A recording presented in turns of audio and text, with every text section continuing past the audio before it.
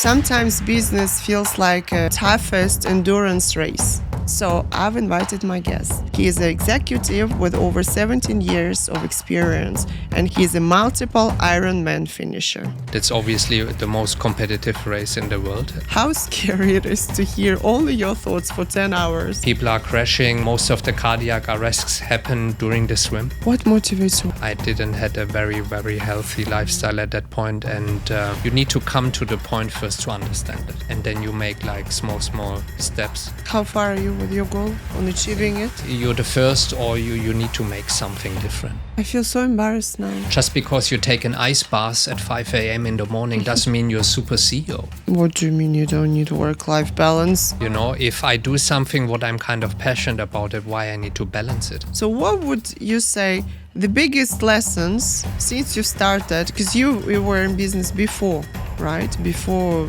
training for Ironman. Most likely it's the last podcast I will talk about it. Hi guys, welcome to a new episode of Mastervision Podcast, where we get inspired by the future to build successful businesses and lives today. Sometimes business feels like a toughest endurance race. And the word endurance in Cambridge Dictionary means the ability to keep doing something difficult, unpleasant, or painful for a long time. And me as an entrepreneur, I do feel it sometimes. It is like a race. Long hours, high pressure, and today, fierce competition. This analogy made me think, what if for the next episode I bring two worlds together? The endurance sport, such as Ironman, one is the toughest competition in the world, and a business world, and see what we could learn as business people from that part of the world, which is the endurance sport. So I've invited my guest. His name is Jan Kübler. Jan is the managing partner of Worldfield Investment Holding. He is the CEO of Worldfield Real Estate, a former senior advisor and partner at a private family office based in Australia and the UAE, with a portfolio valued at 1.2 billion Australian dollars. He is an executive with over 17 years of experience, and he worked for global hospitality corporations such as Marriott International, Starwood Hotels and Resorts, and Hyatt Hotels. And the most important for this conversation, he is a multiple Ironman finisher. Hi, Jan. Thank you so much. Thanks for taking the time. Thank you so much. Took us long enough. It took us about 1.5 years to see correct, each other. No, to see each other in this context. That's correct, yeah. So we are friends, we're clients, and the agency relation. We've been through different relationships, Close right? to 10 years now, almost. But I looked at it. 10 years now? Close to 10 years. 10 years. But we've never discussed one thing, the Ironman.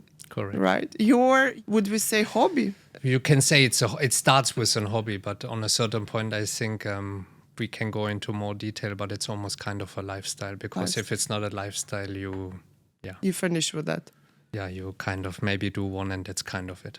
That's why I was thinking you would be the brilliant for me. What I want to do is I want to take the idea of Ironman, how you train for it and what it really means, and for your life, to your life and so on, and your business part, because you're one of those entrepreneurs who's been here for quite a long time, and you are now in one of the toughest, right, industries in Dubai and beyond, which is real estate. So I want to combine it and have a bit of a discussion and see what we can, as entrepreneurs, can learn from you. Sure. From your sport experience.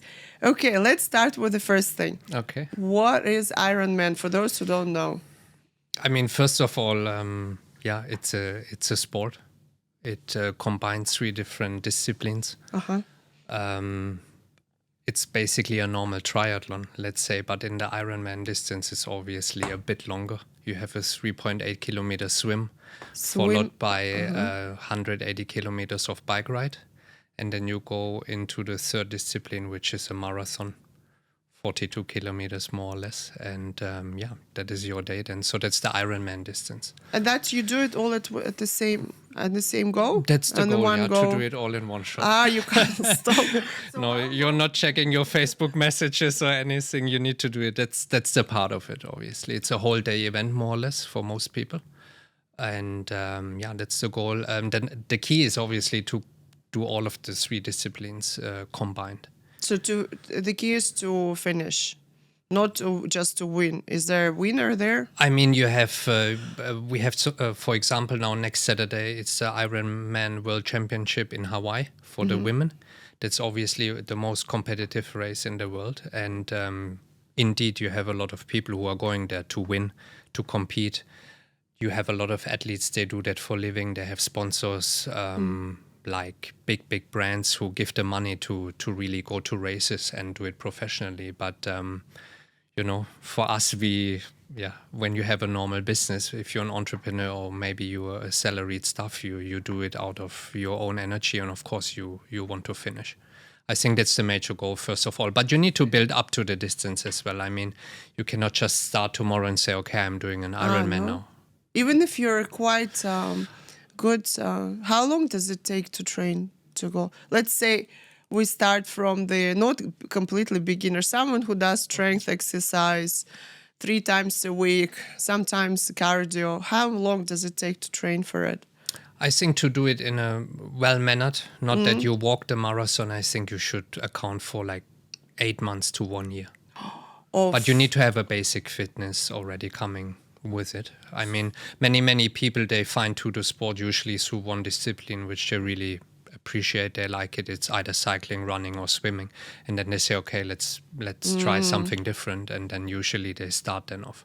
With me it was the same. I was always running, and on a certain point, of course, I started with the other disciplines and then combined them.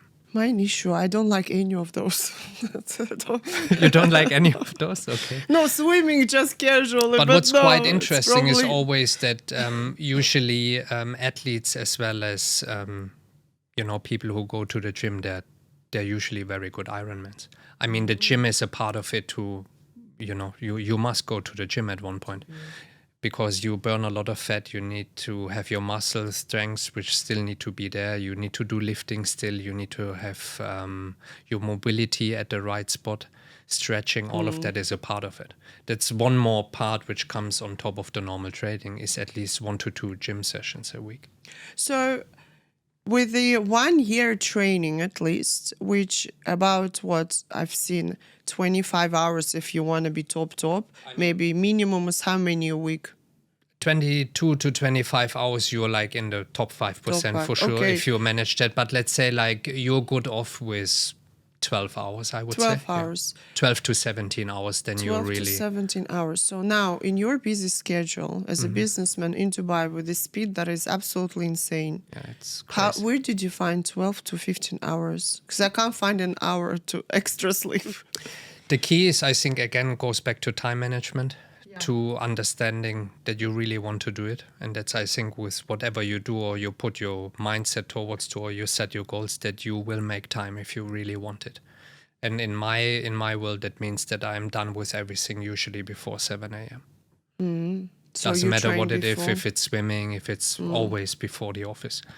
Usually, like, there are days where you do 2 sessions a day. And there are also some days where you might need to defer a session, a last minute comes up or whatever. And then the key is then actually to still execute it when you come out of the office in the evening. And that's actually the tough part behind it. To continue. To continue. You come after 10, 12 hours and you still do it. Wow. That's actually the part of it where you need to show the resilience then and all of that. But usually, you need to find time in the morning. Wake up 5 a.m., 6 a.m. and do it. What motivates you? Why did you even start with that? I think the major aspect is to find change, first of all. I think for me, I needed to change my lifestyle.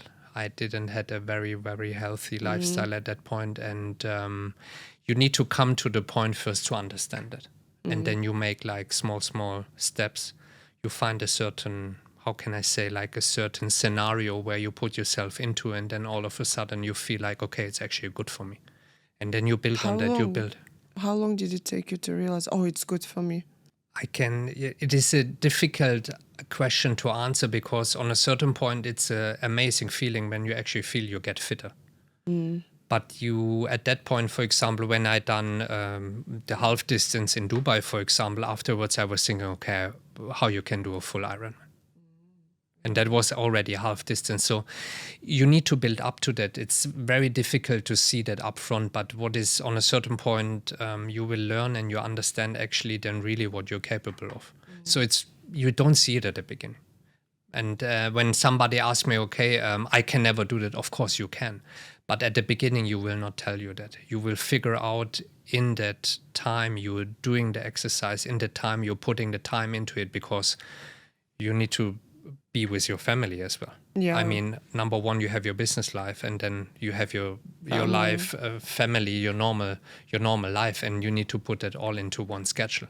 I mean, that means Saturdays you go for a bike ride in the morning for 4 or 5 hours. Yeah, before everyone is awake. Yeah, and I had that for 2-3 years. Every Saturday I just come back like at 1 p.m. and then actually my family life starts maybe, This is so great. You've brought us beautiful things. Before we go into comparison of business and this, I just want to say, so what is this?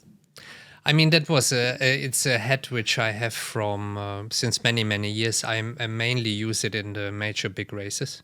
Is it like your lucky hat? Or yeah, no kind of a little bit like that. But it also reminds me of a gentleman. His name is actually Tommy Reeves.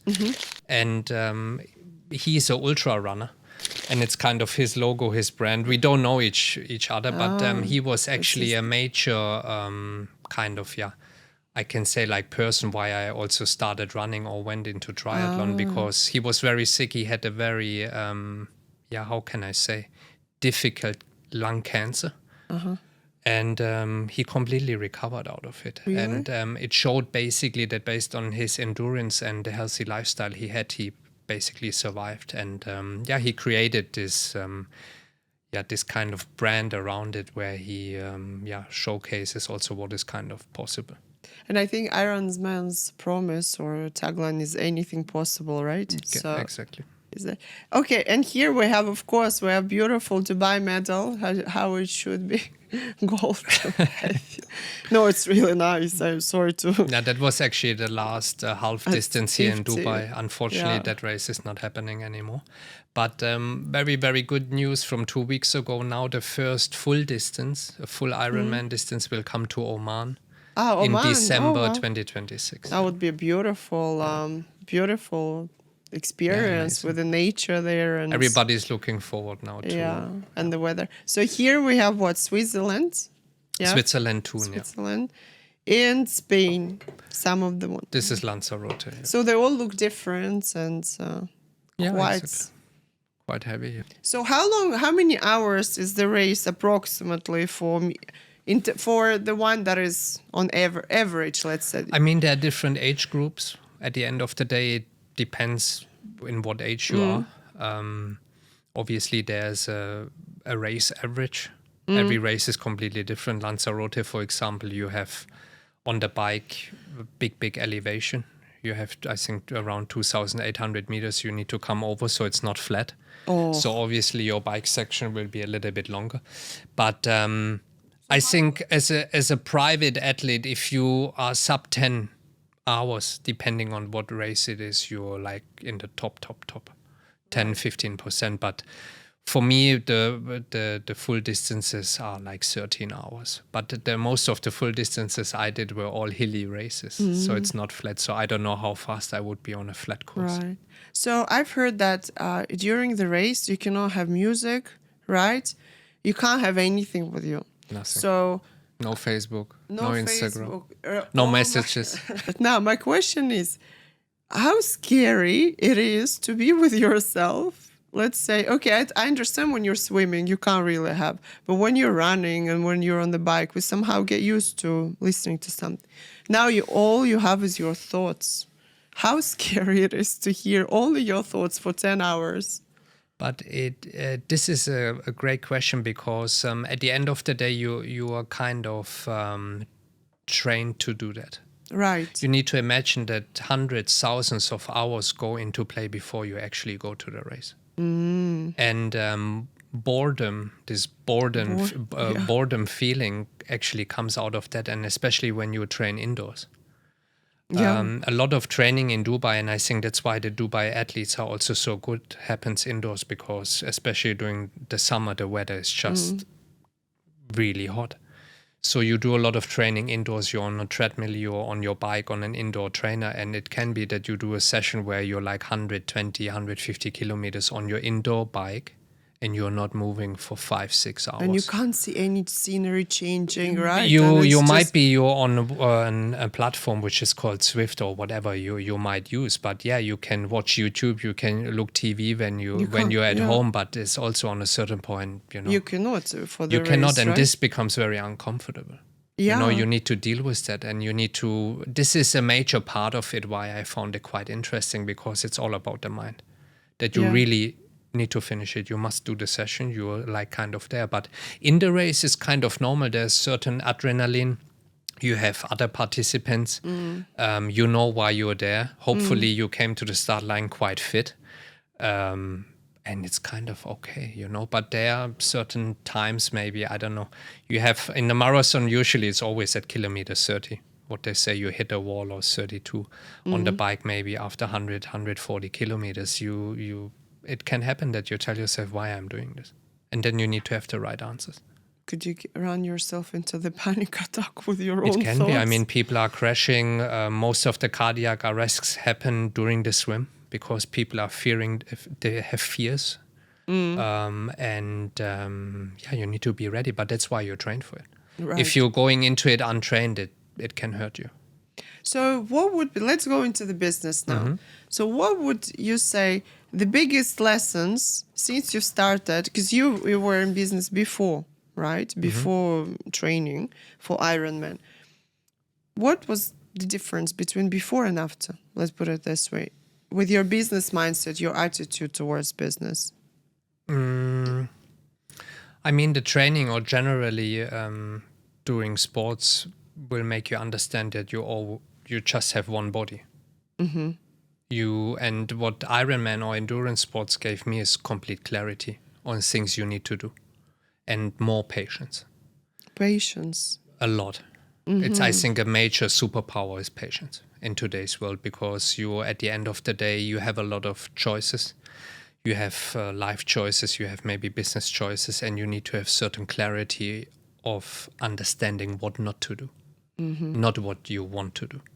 So it's more understanding on a certain point which route you should not take, and to understand which route you should take. And that comes out of that. That helped me very much. Before, like hospitality, we opened hotels, we opened restaurants, whatever. We work on construction site. Your body, you go for lunch. All of this goes different when you understand really what you're capable of. Because the fourth discipline, not distance, the fourth discipline is nutrition. You appreciate it more. You understand how to live healthy. And that is then again where a lot of people are always saying, I need work-life balance. You don't need work-life balance. What do you mean you don't need work-life balance? I mean, for me, it goes more into the way that my whole life is kind of one life. I don't want to balance from work. If I do something what I'm kind of passionate about it, why I need to balance it. And at the end of the day, the sport is then again something which is mixed into your business life. Because you go to an event like this, you bring your family. You travel the world, whatever you do, but it kind of balanced your business life automatically because you're always active. Right. And especially in real estate, you need to be reachable. You have construction sites, you have clients contacting you, so you cannot just say, okay, on the weekend. Of course, you need to have a certain balance. You need your recovery, you need to have rest. Yeah. But what I mean with this, it also gives you clarity on a certain point, understanding when you should take rest and when to recover. And the sports make that much more clear for you. Yeah, I agree with you. The clarity is something that's absolutely is a killer. That not having a clarity today.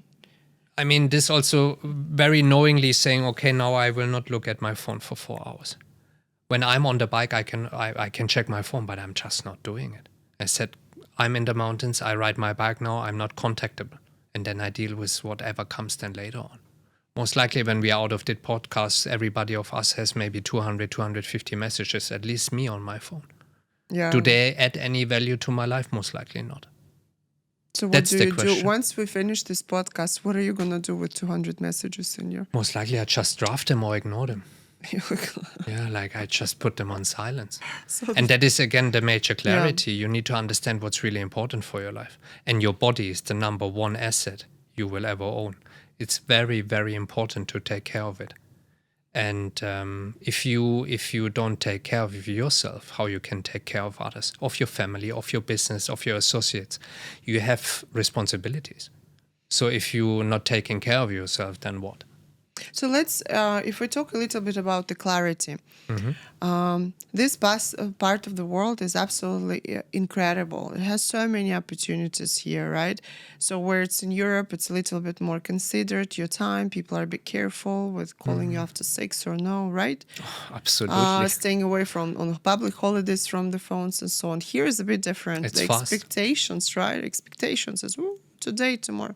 On top of that is opportunities, right? So there are people who are doing great business. There are people who don't do great business, but everyone is running around and trying to collaborate and find opportunities together.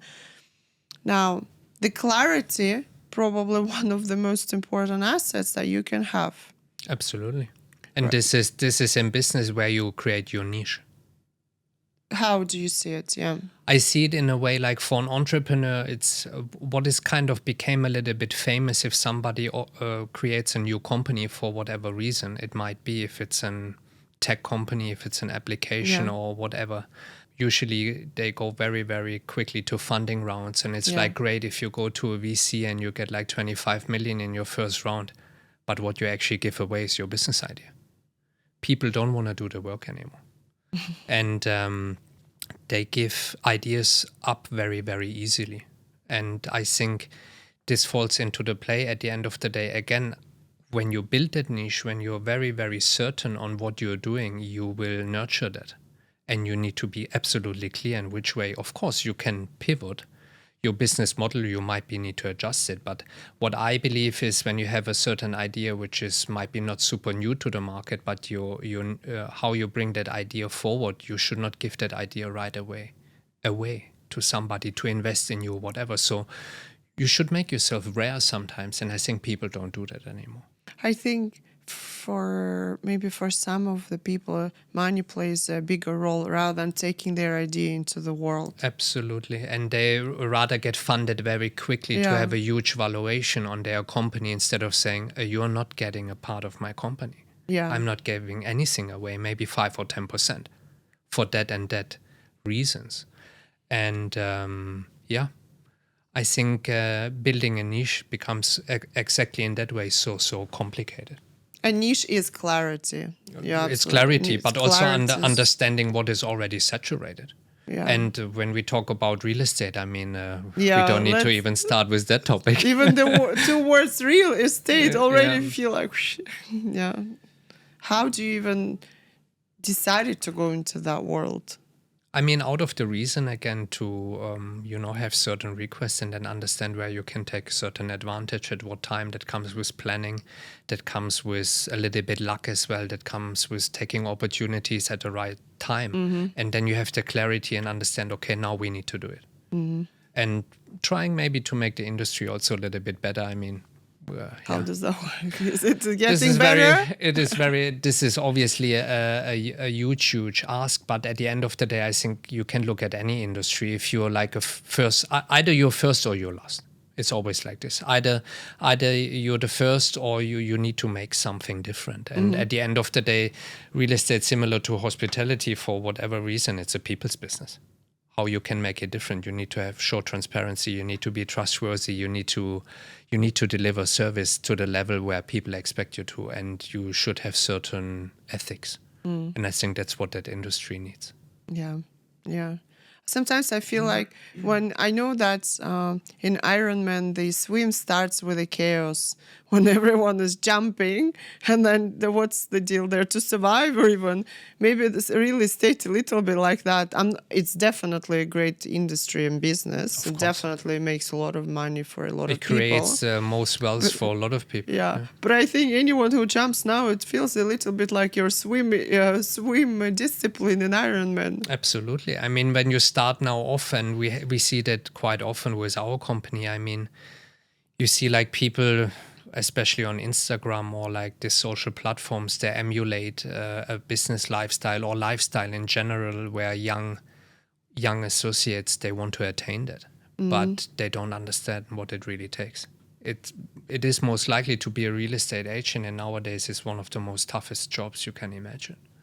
It's so competitive, especially in Dubai, most likely the most competitive city in the world. So I always say there are a million ways to make $1 million. Real estate is just one of it, right? So you need to pick your battles as well, and you need to understand where you can really make a difference. And this is what I see quite often, that people come here, they start off in that field, and they go back after 6 months because they run out of money. Others, they're going to the stratosphere because they really, really successful, but also out of situations where they were maybe lucky, or they emulate someone who already done it and they learn. So those who are going to stratosphere, what's the secret? I think there's no secret. It's only hard work. It's really understanding what to do at the right time, and one situation can change anything. That client you always looked for, maybe you meet him. I think networking, it is a major part in Dubai as well, but also playing by the rules. I think the people who came after 2020, a lot of them who came to the industry, they don't play by the rules. And this is also a major fact. The older associates in the real estate segment, they have their own network. They always work their network. They always do deals all the time. They don't need to tell everybody all the time. And it becomes like this industry where everybody needs to talk about deals, how much he closed and that. And, if you work a certain level, you have a certain secret about that, because you don't need to tell everybody. Right. And this is in other industries. It's like that. In Ironman, it's like that as well. Oh, you've done an Ironman. We are talking now today about it. Yeah, because we are friends and we have a conversation. But I don't need to tell everybody that I'm doing an Ironman next year. I'm also not interested that everybody knows it. Great content piece could be for your LinkedIn. It could be, yeah. Sometimes, obviously, I talk about it as well. But I think, again, here, also people use it for exposure. And this is our whole world became like this. You do something which is super hard. You do something which might be interesting in the eye of other people, and you use it for leverage. For me, it's the exact opposite. I do that now with you, but most likely it's the last podcast I will talk about that. Because at the end of the day, I don't want to leverage it. For me, it's something which I do for myself. And it gives me a certain edge. When I was preparing for the podcast, I was thinking, oh, wow, what an amazing thing, Ironman. And then that would be great if Jan writes a book about Ironman and surviving in real estate in Dubai. I mean, at the end of the day, it's like it will help you in any kind of industry, whatever you do. Yeah. But you need to come to that point, and what is the essence and the start of that is realizing change. If you want to change something in your life, and then it don't need to be necessary an Ironman, but also just doing it. You say, okay, I want to wake up at 5 a.m., then do it. Yeah. And I think this is the thing, this habits, this discipline, this is so tough for a lot of people to do that. And here you need to have it. You need to have it. But, it goes more into the direction, I think, also on the social media platforms. People, again, use it for leverage. It doesn't matter what it is, Just because you take an ice bath at 5 a.m. in the morning doesn't mean you're a super CEO. It doesn't mean that. It's maybe great, but why you tell everybody about it? That's a good question. Why do they tell everybody? And this is the thing, because, again, they want to profile themselves. We're doing it here in that forum as well, but nonetheless, Nonetheless, it is on daily basis. People use it as leverage, and they sell coaching. They sell, okay, you must do that, and then at 5 a.m. you need to sit there for 1 hour, and you need to write your journal, and then you go to the gym for 1 hour. That and that. For me, I don't care. I don't look at this content because I know what I'm doing. The only thing what I do, I can control what I'm doing. What other people are doing, I can't control it. Yeah. And that's, I think, the right way to look at it, because at the end of the day, you see it. People maybe on a certain point, they become very known for something, and then after 2-3 months, you never hear anything about them because they never lived then up to what they're telling you. Interesting in terms of this. Yeah, we were discussing with my right hand Maria recently, maybe 2 days ago, about the marketing part, that SEO is dying, idea of SEO, and now it's going to be all that AI content generated, which means that people would write even more content, more PR articles, more things how great they are, and more in a different manner now, more not descriptive, but more storytelling way, right? They need to become engineers, prompt engineers. Prompt engineers, and more content you push about yourself, more probably, I mean, I'm sorry if I put it in a very simple way, but more chances you're going to be popped out in the AI engines. Potentially. Wherever. Yeah. So I think more 5 a.m. cold baths will be more and more now. How to be a great I try CEO. to actually work in reverse. I think like if I will be this year still on social media, I think, I don't know, you can tell me, but most likely I will be off it. For me, it doesn't add any value to my life. Absolutely zero. If you don't sell on it, why being on it? And you see that with the most successful people, they have others managing it for them. They are not there checking their DMs. They don't have time. And for me, it's the same. You know, of course, you can always tell you, I don't have time and so on and so forth. Of course, you can find the time. But if you're not selling on it and you have something to offer there of value, why being on it? Because it is only procrastinating you from what you're really wanting to do. And that is also the same aspect of smartphones. It's a major goal in my life to not have a smartphone anymore. How far are you with your goal on achieving I think it? 10 to 15 years, depending on where we are going. But I don't want to have any smartphone anymore. That's why I told you last time I will most likely have one of these Chinese phones with like 20, 30 numbers of the most important people in my life, and that's it. I hope my number will be in your Chinese phone. But you know what I mean, right? Yeah, so of again, course. you know that by yourself, how free you feel once you're actually exiting those platforms. And this is exactly for it. And it makes sense. So when you're doing the race, you're off that whole thing. Off. It's you, your thoughts, Your your abilities. It is amazing. Just. And when you think about it, this is what we need truly to implement. I want to ask you, because you've mentioned the patience. And here, you know, if you ask anyone, when do you need that? The answer is what? Yesterday. So it's already implication that I need it fast. It's so much about speed, and people even move faster than normal. I mean, what I always say is say yes first, figure the rest out later. But you need to have patience. You need to move extremely quickly. With everything you do, you need to take action. But at the same time, you need to have a lot of patience. So this is kind of contradictory, but it is. But you need to do it quick. On a certain point, sometimes it's always about, you know, pushing and going back, investing into the business, wait out scenarios, wait out situations, and especially in decision making, patience is key. But in executing is all about speed. And I think like that also comes back to that point of like taking action or generally doing things. You can read 20 books about entrepreneurship. I mean, I read a lot of books already. I mean, did it help me? Potentially, yeah. But you still need to take action, right? I have 20 to 30 people a day contacting me with whatever marketing companies, or they want to sell a product, whatever. Sometimes I just ask them, great company, send me your company license. And they don't. Is it a real company at the end of the day? And nowadays, everybody can showcase everything. A company is a business with people. What is a company when you're by yourself? A company is a business where people inside, they have salaries. You have an office, you have a place to go to. That's a company. It's not a one-man show. And this is the huge difference. Everybody is now a founder, an entrepreneur, whatever. But yeah, what's a business if it's just yourself? How you leverage, how you scale it. And this is what is about me. In this ways, I'm super old school. For me, a company is people.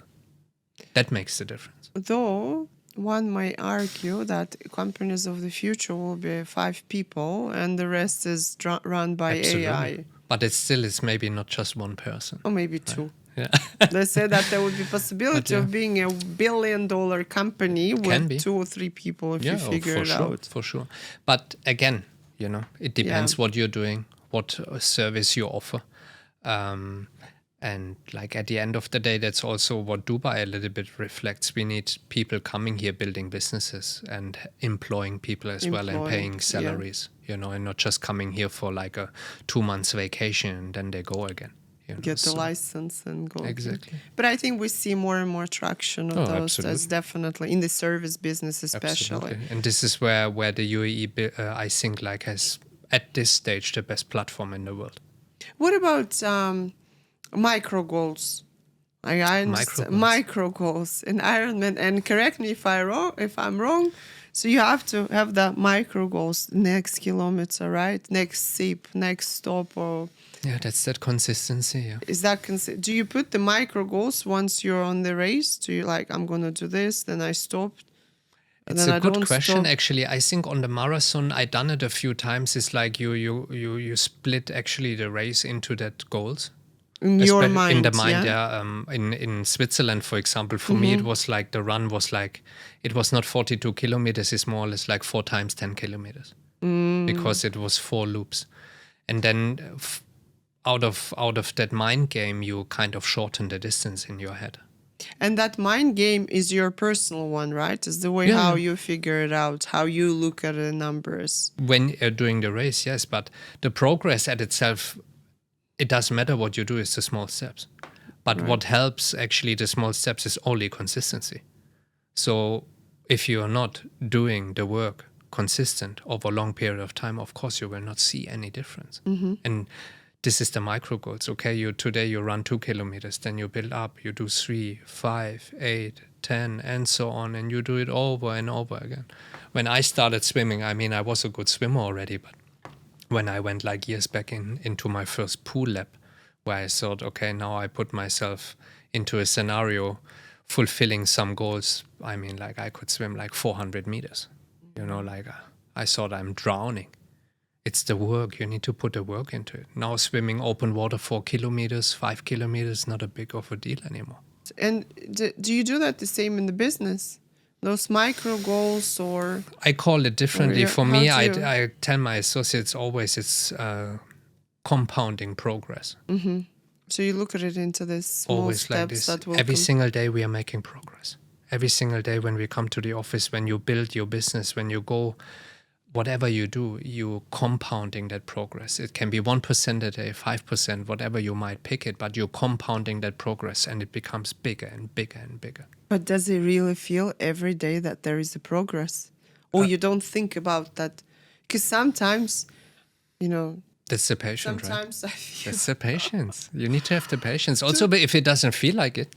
2 days ago, I was writing a document and I thought I've achieved such a great progress until I sent it to the copywriter and writer. And when I saw the papers today, I realized it's no progress there at all. Don't forget, it's not a bad thing to make a step backwards and reflect. In order to... You need to reflect. Always reflect. And do things every day you don't like. If not, it's maybe sometimes no progress. And this is where people then stop on a certain point and they always do the things they like. You need to do... Because you want to enjoy life. They say enjoy every moment of your life. Of course. Life is short. I mean, this is in real estate the same, right? I mean, we are more on the industrial and commercial side, but of course, I also just once sell 200 million dirham villas to clients. I mean, it doesn't come from you need just to work, desire. Just by desire that you want something. And you need to work over years that you see sometimes a big difference, and then it's compounding, and then maybe the right scenario where you put yourself into with the right people, because the point is also you're always the reflection of the 5 people you spend the most time with. So make sure that there's no conflict of interest. Sometimes what your parents want or what your friend is saying to you, it's maybe not the best advice. And that's why I think one of the things you said about coaching, right? You that need in to, Ironman race, key. you need the coach. You need a coach. Is that you feel in business? Absolutely. You should seek alternative mentorship, I call that in business. You need to have a person who is kind of behind you also, where you might have the possibility to dial in and like check, hey, are we actually still on track business-wise? And seek certain advice. If it's always mentorship, might be it don't need to be, but I always had that. I have 1 or 2 people which I can call, and if I'm really out of breath and I don't know in which direction, it usually don't happen often anymore, but I can still check in, and the person picks up. And the same you need in sports, of course. In Ironman, you need to have that voice behind you. Oh, you missed your run today. Oh, you have that? Of course. What do you do? Of course. You must have it. If not, at the end of the day, you're still accountable for yourself, right?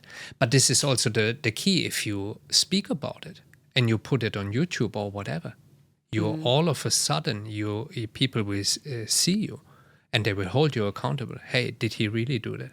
And so on and so forth. God, you just reminded me about something. If you have a coach, he's on your program. You missed your session, or you didn't hit your numbers or whatever. He told you, hey Jan, today was maybe not so good. Tomorrow we do it again. I feel so embarrassed now because I put before summer I put a big post about how I'm gonna write a book during summer. I haven't written this.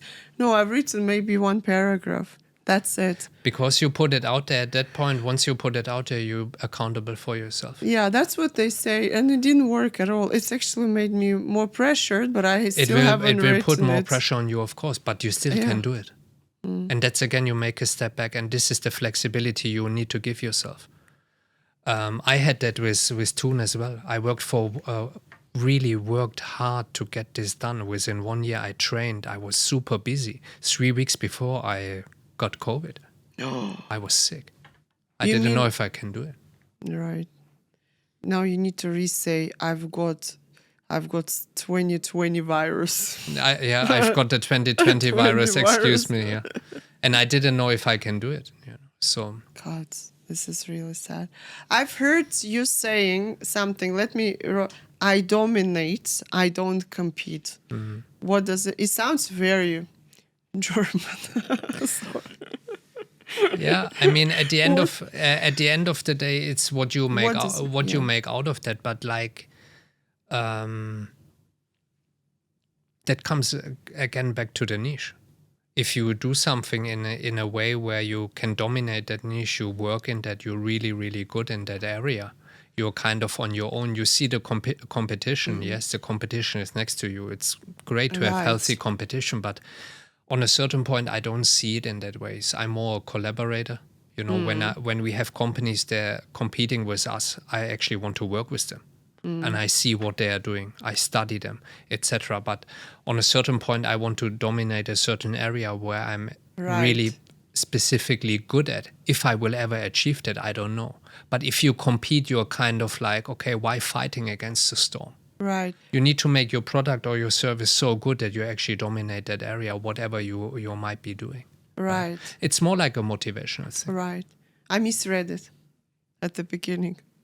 But yes, I understand now. So it's to find your niche and be the leader within that niche rather than being confused. If not, what you at the end of the do, and this is the major problem of most people, they always compare themselves. Yeah. You should never compare yourself. You never compare yourself? No. Never ever? Never. So when you run in the marathon, that discipline, you never see who's there behind you. I'm at the beginning, maybe you do that, but on a certain point, it's like, I really don't care.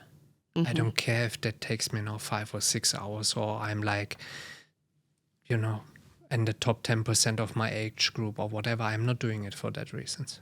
Right. So, It is interesting to be a little bit competitive when you, of course, train with your buddies, or you, of course, you want to be, maybe beat somebody or whatever, and you want to be better than someone. But it's like, if you do that, on a certain point, you also, it needs to move forward. It's you, on a certain point, your ability will stop and you will maybe hit rock bottom or whatever, and you need to pick yourself up, because there will be always somebody who's better than you. And especially in Dubai, there's always somebody who has more money, who brings a new idea. It is competitive always, right? And you need to find your way. Right. No, absolutely. I agree with you. Sometimes looking in competition, it's important to understand the reality of the market, right?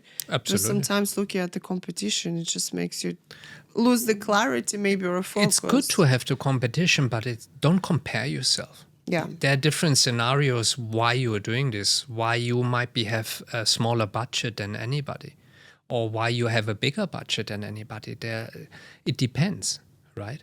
But if you always compare yourself and you think like you're actually then copying on a certain point, right? Or we need to go that direction because they're doing it. Yeah.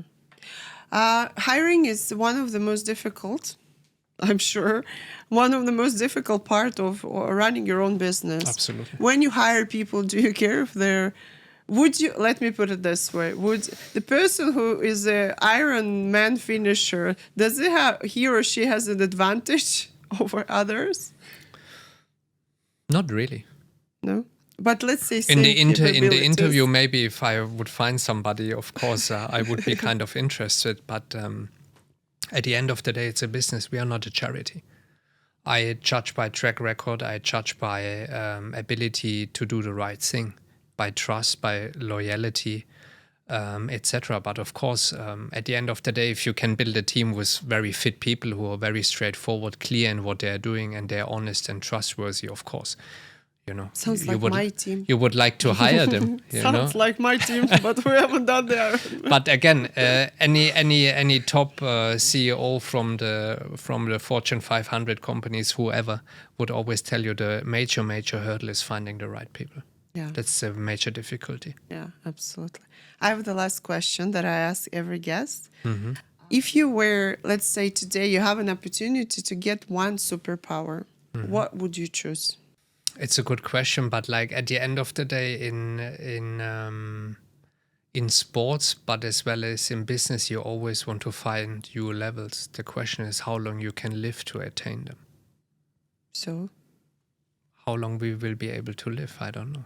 Is that so? A superpower can be on a certain point maybe to live forever.